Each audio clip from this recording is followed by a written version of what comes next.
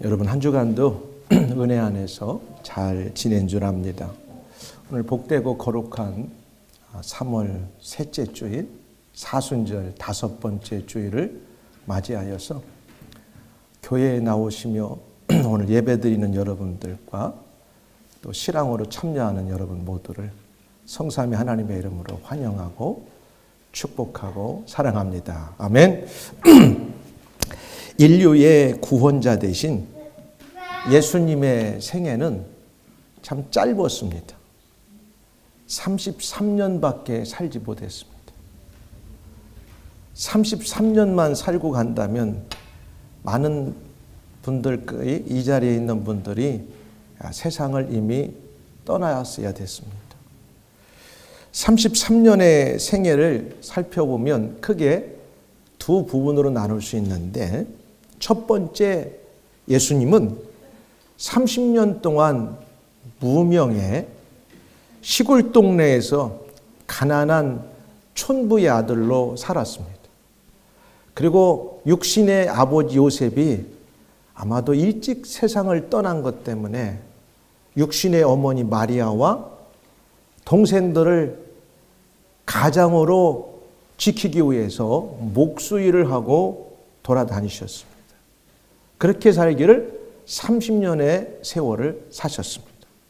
그 두 번째는 30살이 딱 되는 해에 예수님께서 요단강에 나오셔서 세례를 베풀고 계시는 세례 요한에게 물로 세례를 받을 때에 하나님께서 성령으로 하늘로부터 비둘기같이 내리셔서 그 위에 임하게 하시고, 물 세례와 동시에 하늘문이 열리고 성령 세례를 받으시고, 하나님께서 천군 천사들을 통하여 말씀하시기를 이는 내 사랑하는 아들이요 내 기뻐하는 자다, 이렇게 선포해 주시면서 드디어 예수님의 공생애가 시작을 울립니다.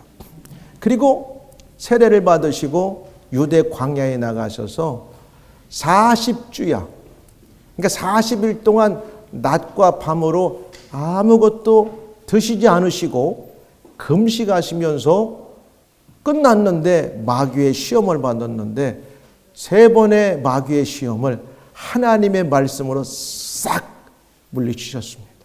그리고 승리하시고 드디어 회개하라, 천국이 가까웠다고 딱 선포하시면서 이제 그의 공생애를 시작하셨습니다. 공생애, 드디어 퍼블릭 라이프를 시작하셨습니다.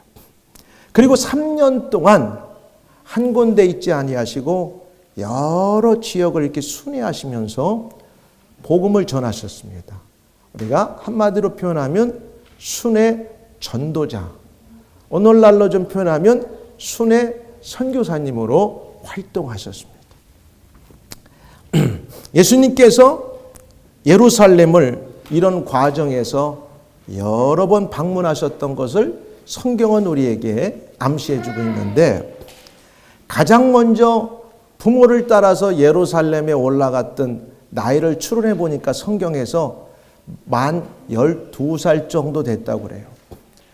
그 전에는 이야기가 없어요.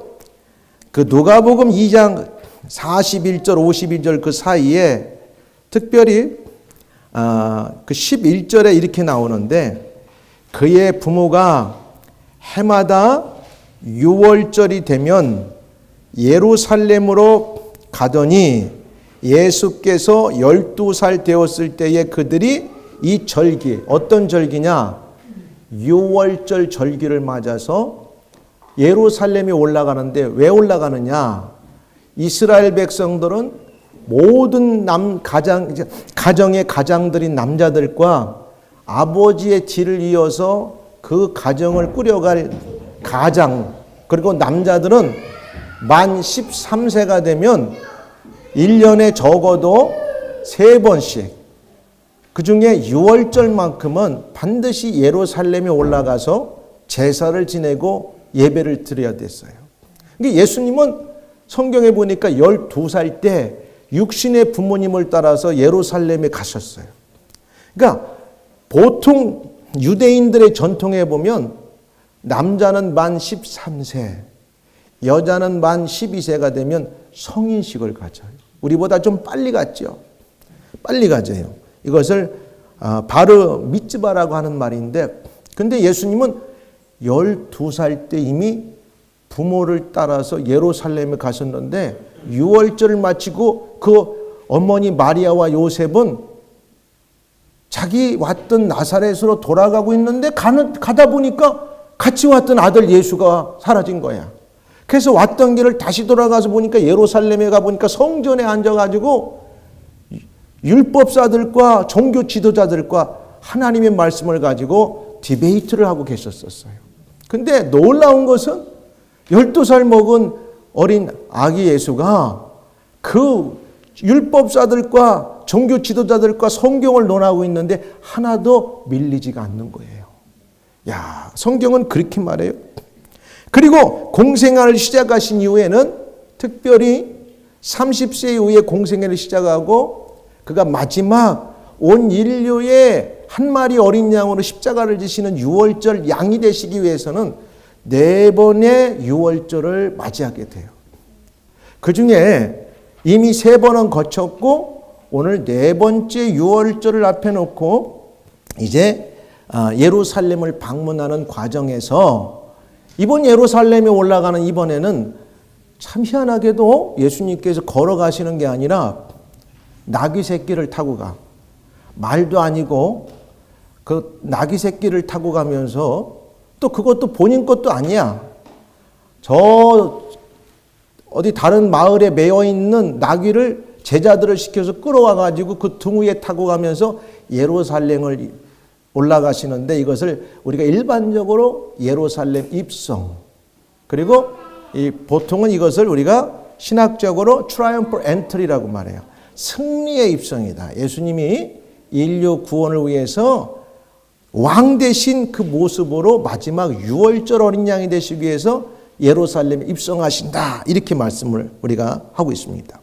그래서 오늘 우리가 함께 읽은 마태복음 21장 1절 11절을 보면 예수님께서 나귀 새끼를 타고 예루살렘에 입성하는 그 사건을 우리가 묘사하는 것을 글을 읽을 때 추론해 볼 수 있어요. 근데 여기에만 나온 게 아니라 마태, 마가, 누가, 요한 이것을 가리켜서 사복음서라고 하고 요한복음을 뺀 마태, 마가, 누가를 공관복음이라고 그래요. 시놉시스 가스펠이라고 그래요. 그건 왜 그러냐? 한 사건을 가지고 여러 명의 저자가 그걸 같이 바라봤다. 공관, 동일하게 바라봤다는 거예요. 그런 의미에서 공관복음이라고 쓰고 그 다음에 요한복음까지를 가리켜서 4개의 복음이라고 이렇게 얘기를 합니다. 근데 이 4군데에 동일한 이야기가 다 기록됐어요. 근데 오늘은 우리가 마태복음을 중심으로 예수님이 마지막 그의 생애 33년을 사시면서 공생의 4번째 유월절을 지키러 예루살렘에 올라가실 때 이번만큼은 나귀 새끼를 타고 올라가시는데 이 사건이 묘사하는 의미가 우리에게 무엇을 의미를 주고 있고 또 그 속에서 제자들과 거기에서 또 나귀 새끼를 끌고 가게 허락했던 그 나귀 주인은 어떠한 신앙의 모습을 보여줬는가를 통해서 우리도 한번 은혜 받고 도전받는 시간이 되기를 주님은 축원합니다. 그래서 본문을 중심으로 예수님의 마지막 예루살렘 입성이란 제목으로 말씀을 전합니다. 첫 번째, 예수님께서 나귀 새끼를 타시고 예루살렘 입성은 예언의 성취인 것을 성경은 분명하게 말씀합니다.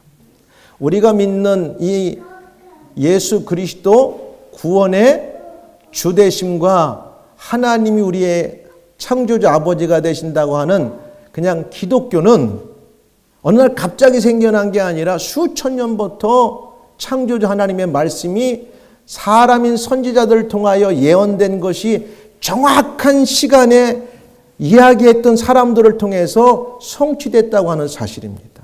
이것이 세상의 사람들이 세운 다른 종교와 완전히 다른 것입니다.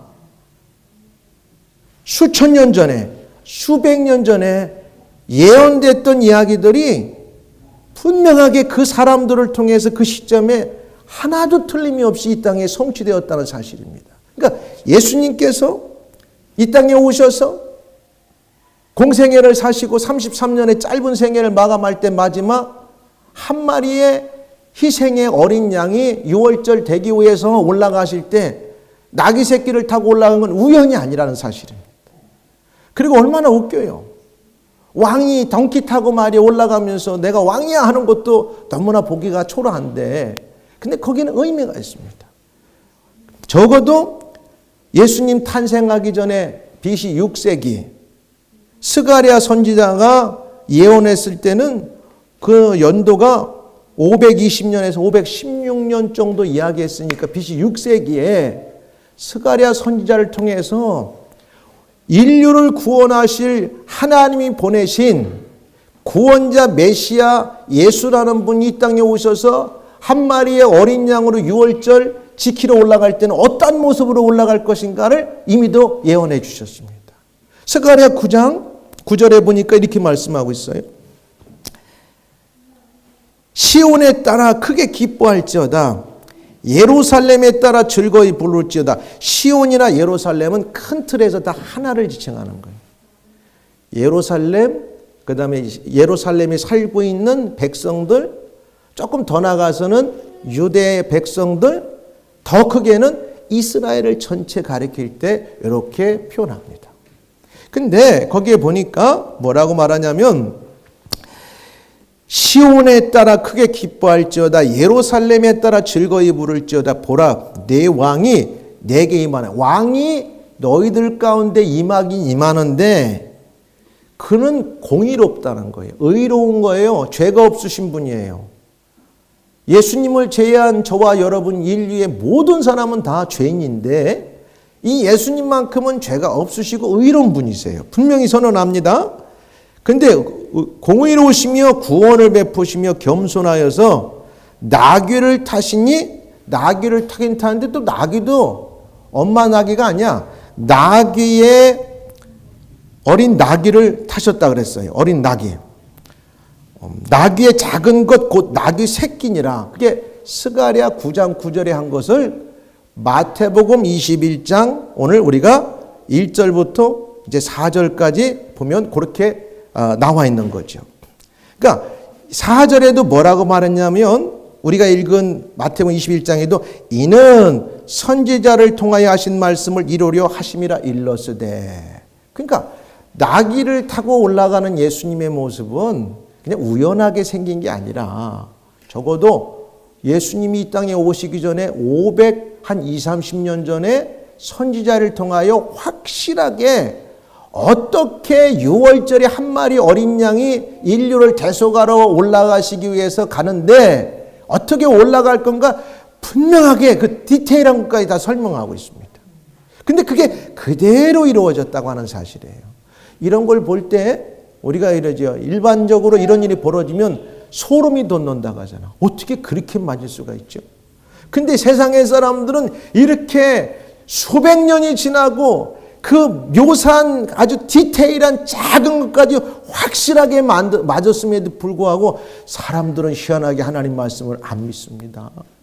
근데 저와 여러분은 믿는다는 게 기적이고 축복인 것을 아시기를 주의 이름으로 축복합니다.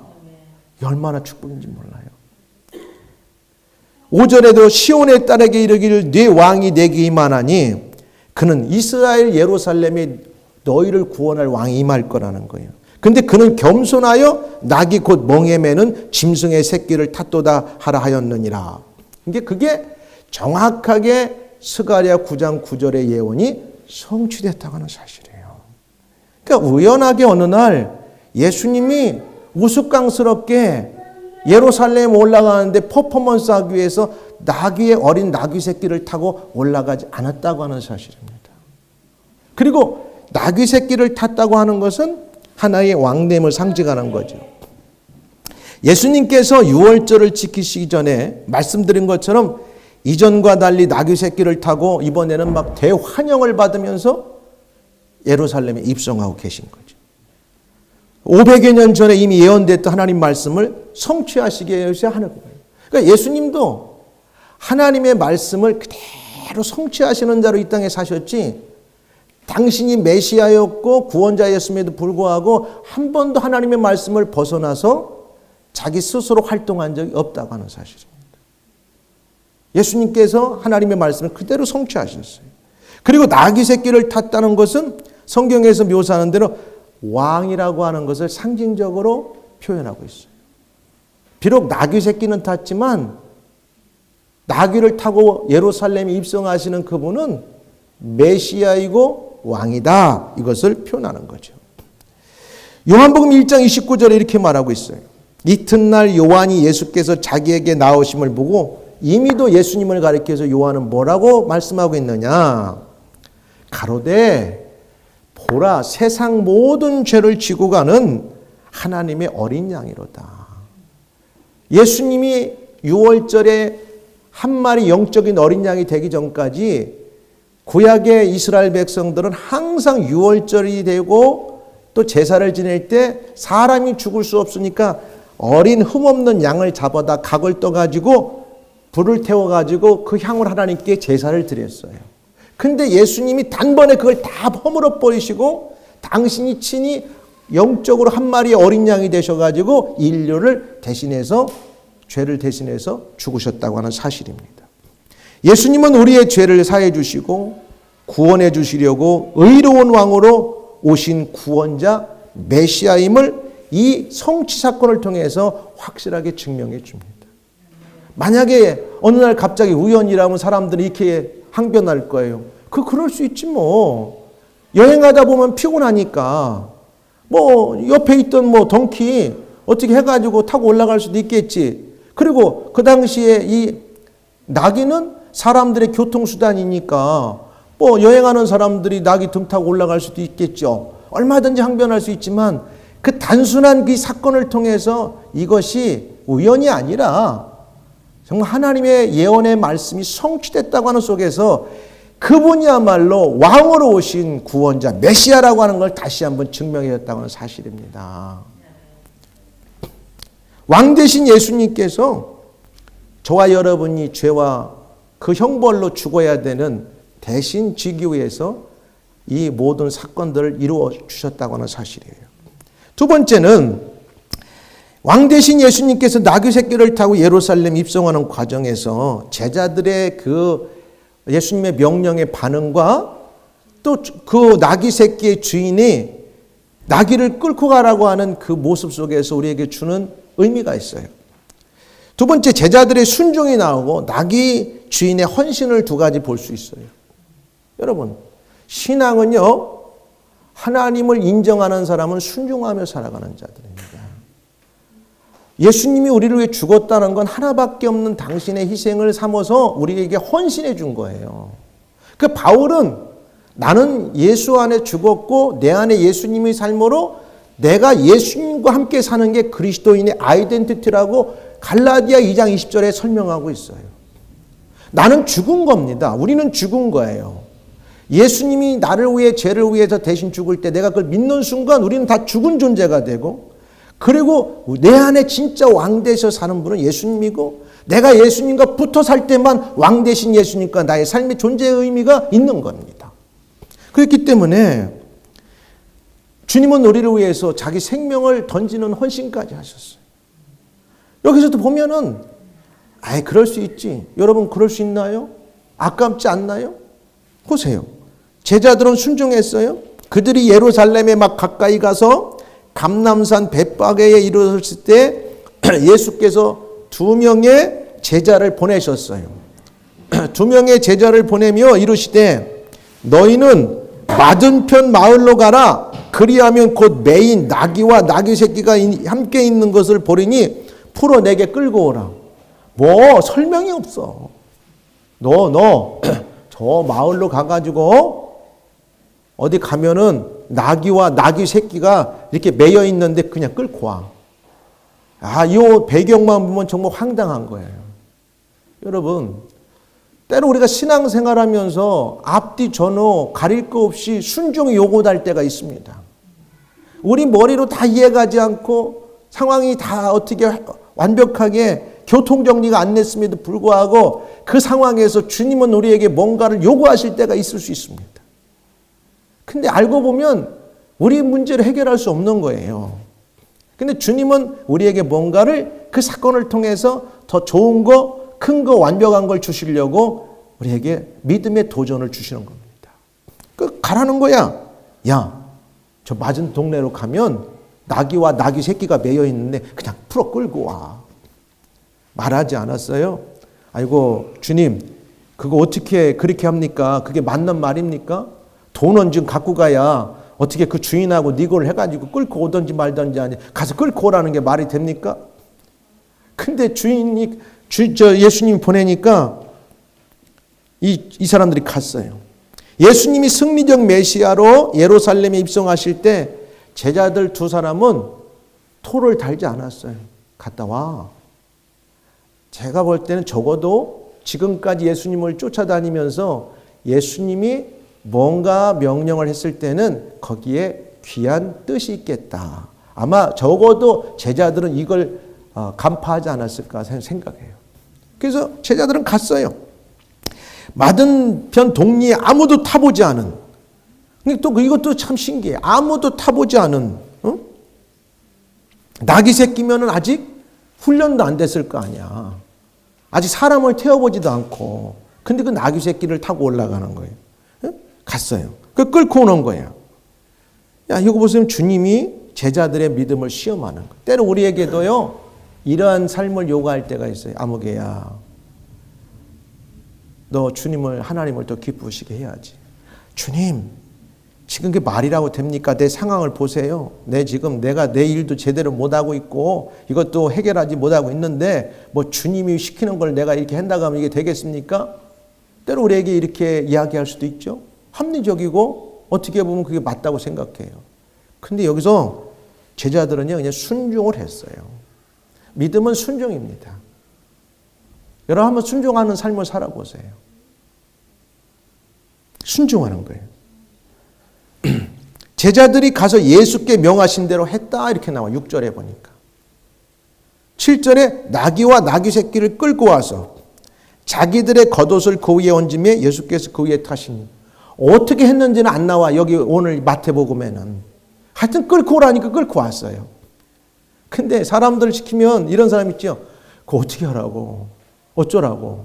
그 다음에 어떻게 하라고. 이런 사람 있는가 한번 딱 던져놓으면 오케이, try 해가지고 뭔가 거기에서 뭔가를 만들어놓은 사람이 있는가 하면은 뭔가 되든 안 되든 하여튼 try 하는 사람이 있는데 처음부터 하면 다 물어보는 사람이 있어요. 예수 믿는 사람들은 이 순종의 모습을 통해서 하나님께서, 주님께서는 사용해 가세요. 갔어요. 근데 마가복음에서는 마가복음 11장 4절 6절에 보면 그 주인이 물어봐요.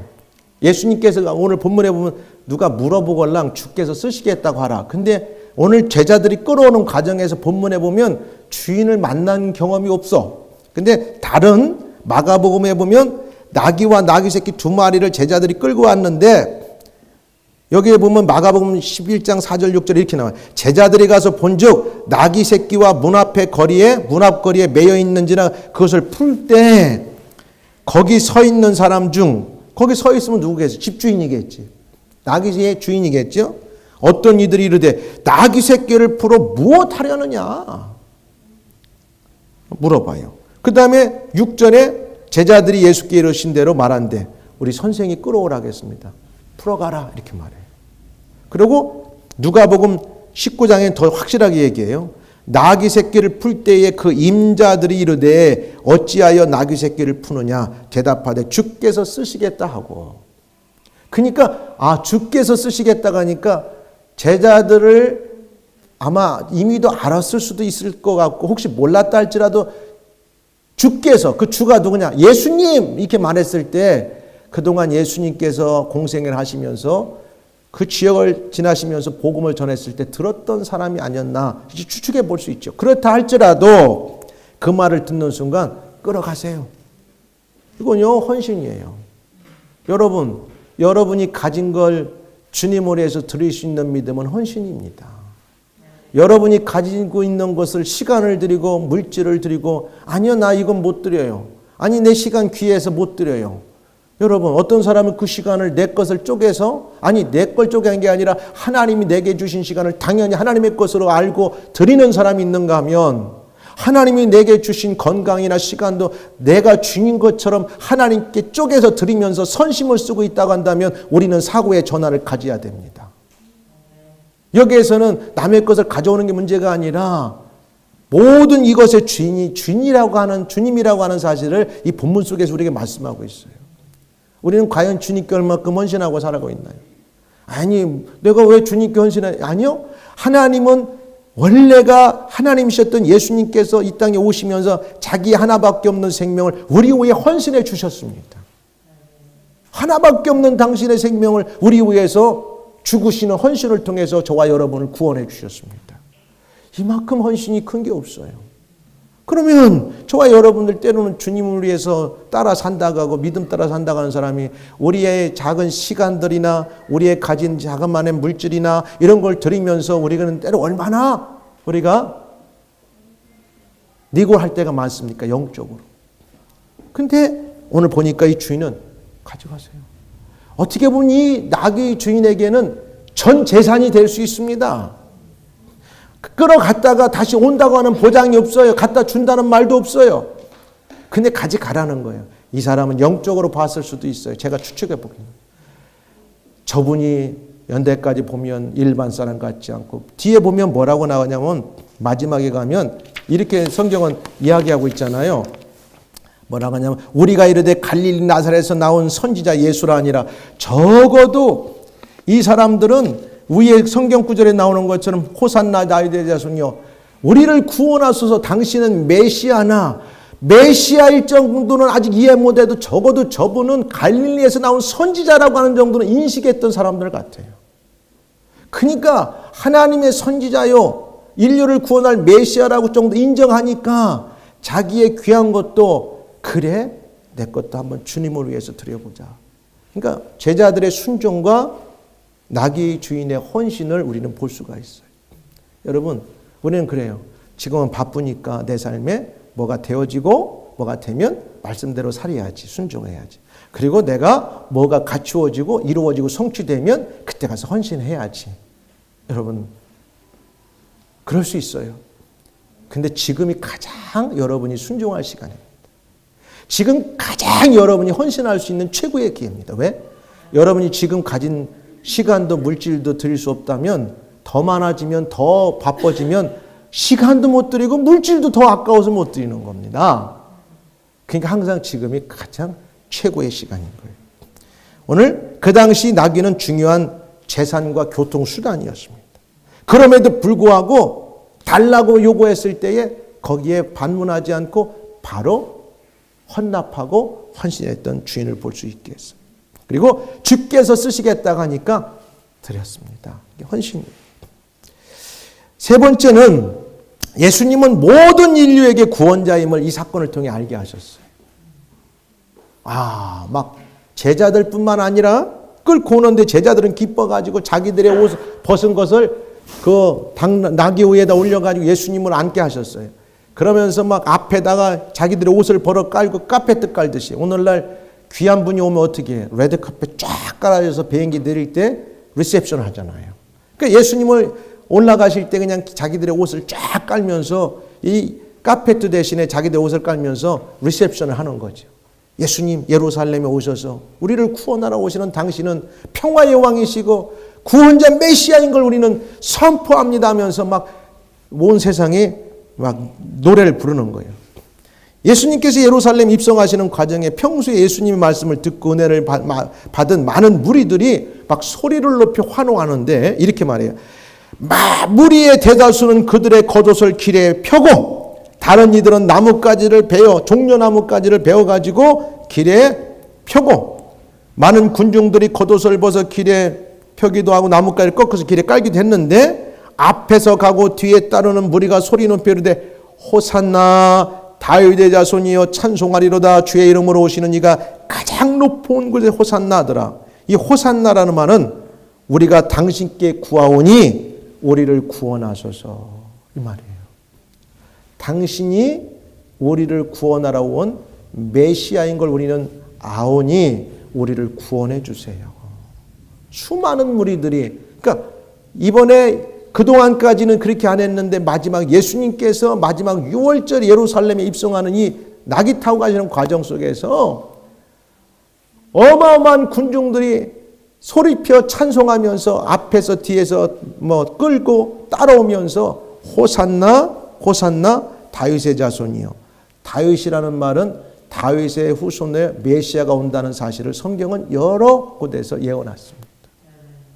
그러니까 이 사건을 통해서 예수님은 모든 인류의 구원자입니다를 모든 사람의 입을 통해서 선포되게 하시고 드러나게 하시는 사건입니다. 이제 말씀을 맺어갑니다. 예수님은 인류의 구속을 위해서 하나님께서 친히 이 땅에 다윗의 후손으로 오신 구원자이라는 사건입니다.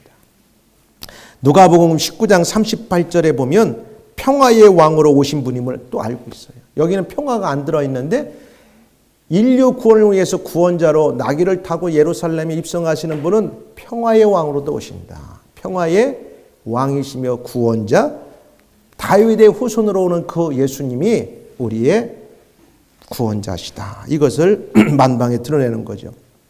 10절에 이렇게 나왔어요. 예수께서 예루살렘에 들어가시니 온 성이 막 떠들썩하면서 이분은 누구뇨 하고 막 사람들이 웅성웅성할 때에 무리가 이르되 갈릴리 나사렛에서 나온 선지자 예수라 아니라. 선지자 예수라 할 때 사실 예수라는 말은 구원자란 뜻이에요. 그러니까 많은 사람이 아직까지 100% 구원자라고 하는 메시아라고 하는 인식은 없어도 이 사건을 통해서 이미 이들의 고백을 통해서 예수님이 구원자이십니다. 메시아이십니다. 이걸 드러냈어요. 제 말씀을 맺으면서 이렇게 결론을 내려봅니다. 예수님께서 마지막 6월절을 지키시러 예루살렘에 올라가시면서 어린 나귀 새끼를 타고 이제 입성하셨어요. 이것은 우연히 갑자기 일어난 사건이 아니라 아주 오래전 구약의 스가랴 선지자를 통하여 예언된 내용이 성취된 사건입니다. 이 사건을 통하 예수님은 하나님이 보내신 보냄을 받은 평화의 왕이시며 인류의 구원자로 다윗의 후손을 통하여 오셨다고 하는 사실입니다. 어느 하나 빈틈이 없어요. 그리고 이 과정에서 제자들의 순종과 나귀 주인의 헌신을 볼 수 있었습니다. 그리고 구원자 되신 예수님만을 찬송하고 경배하는 무리들을 보게 됩니다. 사랑하는 여러분, 우리 위에 구원하시려 이 땅에 희생제물로 오신 예수님의 은혜를 한 주간도 기억하시면서 다가오는 다음 주가 종려주일입니다. 한 주간도 예수님이 왜 예루살렘에 죽으러 올라가셨나? 나의 죄를 위해서 대속하시고 구원하시려고 인류의 모든 평화의 왕으로 메시아가 되시러 올라가셨구나. 한 주간을 우리가 기억하며 감사하며 사는 은혜의 한 주간 되기를 주의 이름으로 축원합니다. 기도하겠습니다. 은혜로우신 아버지 감사합니다.